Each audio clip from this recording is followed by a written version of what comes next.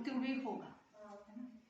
तो मृत्यु पर तो कोई भी विजय प्राप्त आज तक भी किसी ने नहीं किया। देवताएं थे तो देवताओं ने भी अपना स्व इच्छा से शरीर छोड़ा, लेकिन छोड़ा अवश्य है। वह छोड़ने के तरीके जो होते हैं वो सभी के अलग अलग होते हैं। कहते धारण किया हुआ शरीर राम ने भी छोड़ा तो रावण ने भी छोड़ा, लेकिन दोनों के तरीके में बहुत फर्क था, है ना। श्री राम ने स्व इच्छा से, और रावण को तो मारना पड़ा। तो ऐसे इस समाज में भी बहुत अलग अलग, है ना, लोग होते हैं जिन्होंने जीवन भर बहुत अच्छे कार्य किए, बहुत अच्छे विचार थे, पुण्य की पूंजी अपने पास जमा की, उस आत्मा का भी अंत अच्छा ही होगा। और वो जो संस्कार लेके गई आत्मा, वो भी अच्छे परिवार में जन्म ले। ये सबसे इम्पोर्टेंट है समझने के लिए। इसके लिए देखो ना, तैयारी हमें हमेशा ही करनी चाहिए। अब देखो कितनी सारी तैयारियां हम करते हैं ना। कोई बर्थडे होगा तो तैयारी करेंगे, कोई मैरिज होगी तो 2 साल पहले ही तैयारी में लग जाएंगे। सोना वगैरह सस्ता हो तो पहले लेके रख देंगे, नहीं क्या, तैयारी करते ना। तो अब जहाँ हमें ऊपर जाना है उसकी क्या तैयारी करते हैं? तो मेरे ख्याल से उसकी भी कोई तैयारी करनी चाहिए, नहीं?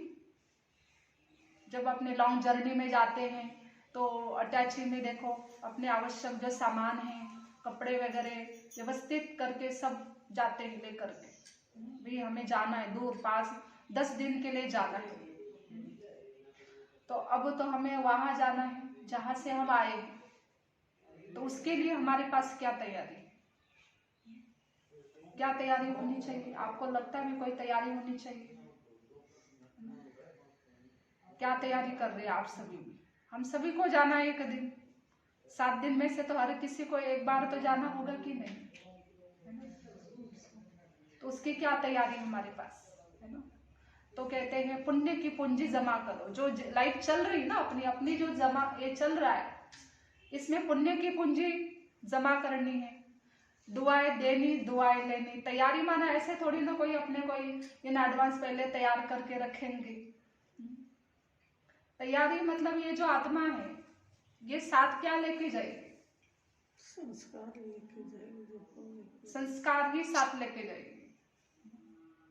अब आप देखो अपने देखते ना भाई, ये शरीर को हम इतना कर रहे होते हैं, रोज खिला रहे होते हैं, पहना रहे होते हैं, कुछ सजा रहे होते हैं, है ना। लेकिन जब जाने की बारी है तो 1 सेकंड भी नहीं लगेगा। बस ये सबसे पहला जो मित्र है ना, ये हमें यहाँ ही छोड़ के जाएगा, जिसके ऊपर हमें इतना भरोसा है, जिसके लिए हमने जीवन भर ये किया, लेकिन 1 मिनट भी नहीं लगाएगा। और अपने सगे संबंधी तो हमें वहां तक पहुंचा नहीं आएंगे। आखिर अकेले ही हमें जाना होगा। अकेले आए थे और अकेले ही जाना है। ना घर ये तेरा है, ना घर ये मेरा है, जन्म जन्म का फेरा है, नहीं क्या? वैसे हम सभी मेहमान ही हैं इस रंगमंच पर। कौन सा श्वास आखिरी श्वास होगा ये तो हमें किसी को भी नहीं पता है। और ये ऐसे भी घटनाएं दिन प्रतिदिन हम सुन रहे हैं। जवान जवान की कितनी मौत हो रही है, बताओ। तो सुन के तो बड़ा ये लगता है कि ऐसे भी हो सकता है, ऐसे कैसे हो सकता है ये। फिर कई लोग कहते नहीं, इनको क्यों लेके गए भगवान, हमें ही नहीं जाता, इनकी तो जरूरत थी। कहते ना भाई, इनकी तो जरूरत थी, भगवान उसको नहीं ले जाता, हमें ले जाता। ऐसे भी कह देते लोग, कहने में कहते ना ऐसे। तो रियल में ये बात तो ये है भी, हर लोगों को अपने लिए तैयारी रखनी है। हम तो यहाँ पहाड़ बजाते बजाते खेल खेल में ये वो तो इतने मस्त हो जाते हैं ना पूरे, एक बार हम भूल ही जाते आत्मा है, भूल जाते ना आत्मा है। आत्मा का मिला हुआ सबसे पहला ड्रेस शरीर है। मान लो मैं आपको पूछूं, बताओ आपकी एज को कितनी है? आप बताओ आपकी एज कितनी है? 25। आपने जो ड्रेस डाला है वो कितने साल पुराना है? उसकी क्या है? यही 25। आपने जो ड्रेस ये कपड़े वाला जो डाला है उसकी क्या है? कितना साल पुराना है? ये नहीं पता? 1 साल 2 साल, है ना। ये तो आपके शरीर की एज होगी भी, आप 25 बोल रही है, आपकी शरीर की एज होगी। अच्छा, शरीर को ये जो कपड़ा हमने पहना है कहेंगे 2 साल पुराना है। आपका कितना पुराना है बताओ? 2 साल 2 साल पुराना है, या कोई कहेंगे 3 साल पुराना, यही कहेंगे।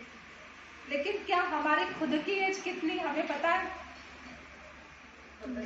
हमारी खुद की एज कितनी? आत्मा जो यहाँ निरंतर बैठी है उसकी एज क्या है?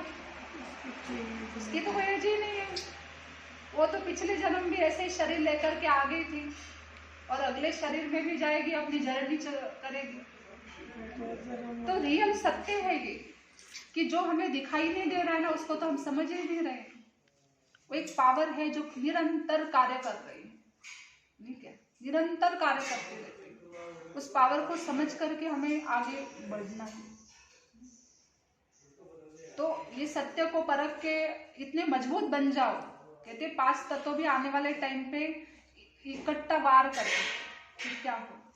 अब तो हमारे सामने थोड़ा थोड़ा हो रहा है। यूक्रेन में जैसे देखो कैसे दृश्य हमने देखा। यूक्रेन में ऐसे लगेज उठा, वो जितना संभाल न पाए इतना उठा के जा रहे थे और पाँव फिसल रहा था, सामने से गोली लग रही थी। कितना भयानक दृश्य सामने आए। और ऐसे ही सब शहर में थोड़ा बहुत कुछ हो ही रहा है। तो पहली बात तो हम सत्य जो है ना, वो तो एक रियल आत्मा है। इसलिए कहते हैं दिन की शुरुआत में जब आप बिंदी लगाते हो यहाँ, तो ये भी याद दिलाया करो, मैं एक पावर हूँ, मैं एक ज्योति बिंदु हूँ। उसको भी मुझे पावन बनाना है, परमात्मा की याद से उसको भी मुझे पावन बनाना है। और पावन बन करके ही हम अपने श्रेष्ठ संस्कार बना सकते हैं। तो श्रेष्ठ संस्कार हम साथ लेके जाएंगे। बाकी ठीक है, जब तक ये वस्तु है, वैभव है, अपनी लाइफ है, आराम से जियो। कहते जियो, जीने के लिए भेजा है भगवान ने, जियो, बढ़िया जियो, कोई चिंता मत करो, परेशानी मत, को किसी प्रकार की कोई परेशानी खड़ी मत करो। कोई लोग ऐसे होते ना, परेशानी खड़ी कर देंगे अपने संस्कार के कारण, तो ऐसे नहीं। ये तो परमात्मा हमें बता रहे हैं, ठीक है, बढ़िया है, आप जियो, लेकिन भूलना नहीं है ना, परमात्मा को याद करना भूलना नहीं, और अपने आप को भी भूलना नहीं, और जो साथ ले जाने वाली चीज है उसको भी हमें भूलना नहीं, उसकी भी तैयारी रखनी।